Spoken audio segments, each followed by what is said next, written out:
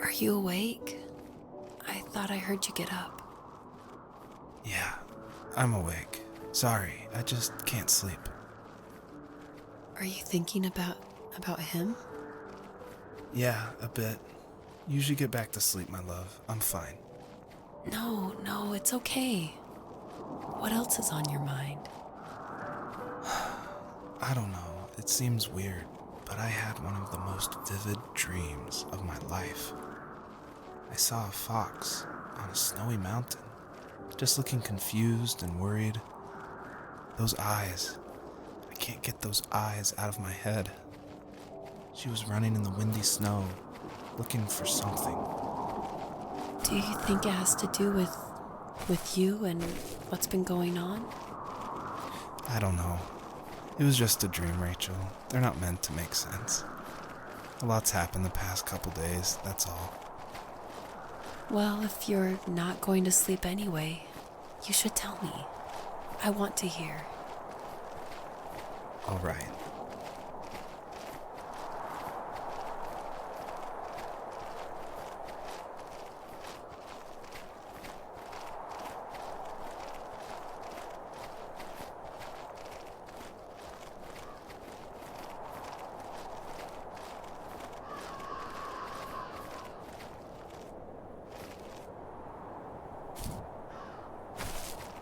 So, not far from her home, she followed that path to something unexpected.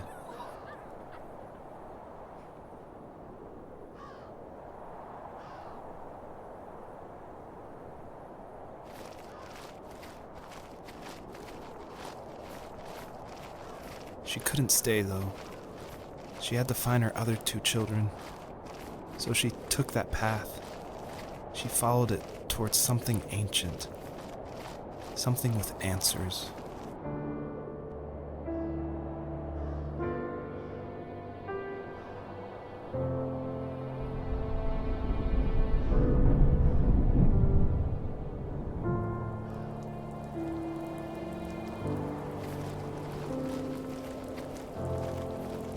The fox looked high and low, searching for any sign of her cubs. Points of light showed the way to this ancient tree. It was as if each one had a story to tell, all their own. The land was trying to tell my story, too. I felt like I was right behind her the whole time.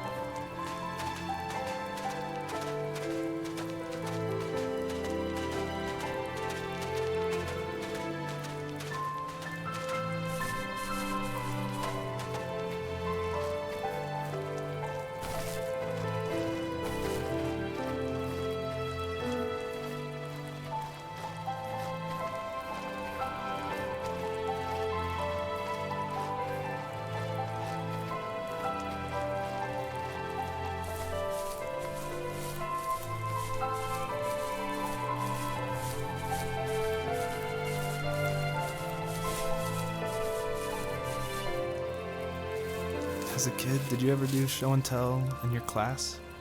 Yeah, I think I only did it once, when I was in the 4th grade. You know how my life was around then. I wanted to show my class what helped pass the time and distracted me, so I brought a dozen paper cranes I had made. I think I told everyone how badly I wanted to be a bird and fly, embarrassingly enough. Don't be embarrassed. Every kid wants to fly. For me, it was another toy from my dad, a wooden boat. I remember guarding it so carefully in my hands as I walked into class. When I sat down, a group of boys immediately made fun of it. They asked which trash can I found it in, or why an ugly log was my favorite toy.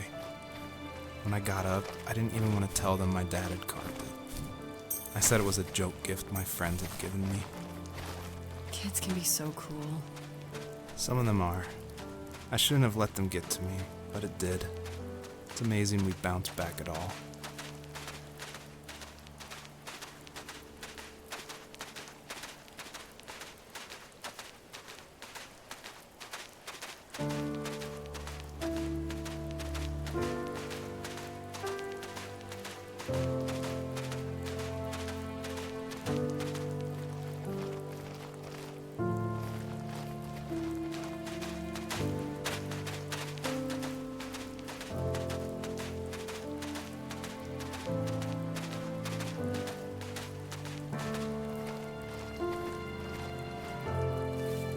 Do you remember what my dad did for a living? Wasn't he like a lumberjack? That's one way of putting it. If wood was a canvas, then a carving knife was his paintbrush. Even after working a 50-hour week, even after his hands were more splinters than skin, he would bring home the nicest piece of Alaskan weeping cedar and make me toys. That wooden train was the first toy I can remember, and I loved it. I just knew from a young age I was going to be a lumberjack, like my father.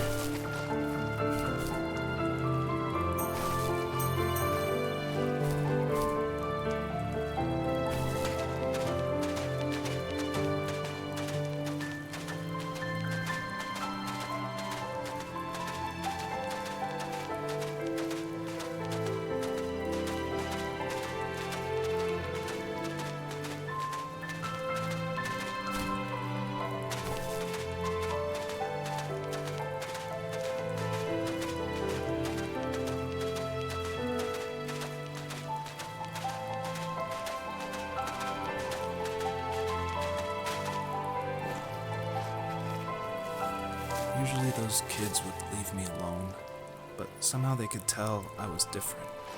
They made fun of how far away I lived. They called my dad a sourdough. I was a blabbermouth as a kid, telling my dad stories I made up for hours. But after that show and tell, I didn't tell him much anymore. He didn't know exactly what was wrong, but his best guess was that the toys he carved weren't cool enough. He carved me a tank and tried to tell me what it was like to be in a real tank as a serviceman. I didn't know your dad was in the military.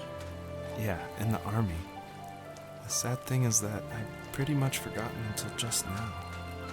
There's so much I still don't know about him. I'm sorry. He knows how much you love him. You're going to see him again soon and have some closure, I'm sure.